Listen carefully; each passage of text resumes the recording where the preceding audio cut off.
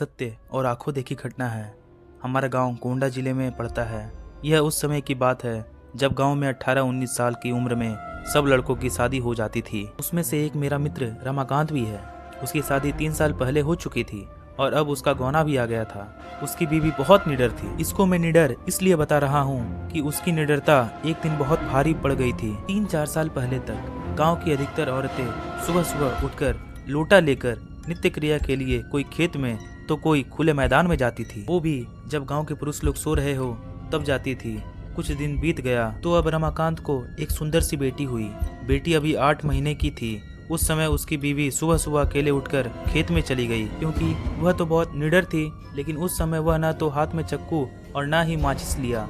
जिस घर को बच्चा पैदा होता है उसके 1 साल तक उस घर की औरत को बाहर अकेले नहीं भेजा जाता, वह भी सुबह सुबह बिना किसी को साथ लिए, क्योंकि उस औरत पे भूत प्रेत इन लोगों का साया जल्दी पड़ता है। लेकिन वह अकेले गई थी। तभी वहाँ बेल का पेड़ लगा था। उस पर एक चुड़ैल घूम रही थी जो इसके साथ नहीं आना चाहती थी, लेकिन फिर भी वह आ गई। जब रमाकांत की औरत खेत से आई तो लोटा फेंक कर पलंग पर बैठकर गाना गाने लगी। बगल में ही खाट पर लेटी हुई उसकी बच्ची जोर जोर से रो रही थी, लेकिन वह तो गाने में व्यस्त थी, इसलिए उसे सुनाई नहीं दिया। इतना देखकर रमाकांत चिल्लाने लगा कि बेटी को उठाओ, क्या तुम्हें सुनाई नहीं दे रहा है कि वह रो रही है? फिर भी बीवी ने जवाब नहीं दिया। तब तक रमाकांत की भाभी आ गई और वह समझ गई कि यह कौन है और रमाकांत को इशारा किया कि जाओ दादाजी को बुला लाओ। इतना सुनते ही रमाकांत समझ गया कि मेरी बीवी के ऊपर कोई चुड़ैल का साया है। तभी भाभी ने दादाजी का नाम लिया। अब तो रमाकांत पलंग पर बैठकर दादागिरी झाड़ने लगा और बोला कि तुम कौन हो, यहाँ पर क्यों आई हो, क्या तुम मुझसे शादी करना चाहती हो? तब तक गांव की कुछ औरतें और कुछ पुरुष मजा लेने के लिए इकट्ठा हो गए।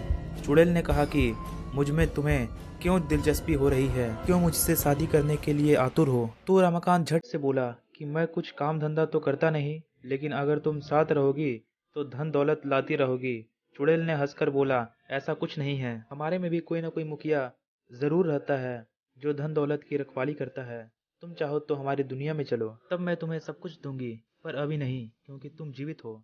रमाकांत समझ गया कि अब मेरे हाथ कुछ नहीं आने वाला है, तो उसने बोला कि ब्राह्मण परिवार में आते हुए तुम्हें डर नहीं लगा? और नीचे बैठे हुए सब लोग मजे लेके हंस रहे थे।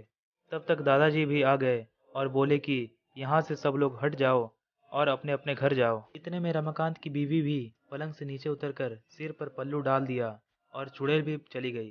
तब रमाकांत मन ही मन बड़बड़ाने लगा कि इनको भी अभी आना था, अगर थोड़ी देर बाद आते तो क्या पता मैं भी माला माल हो जाता।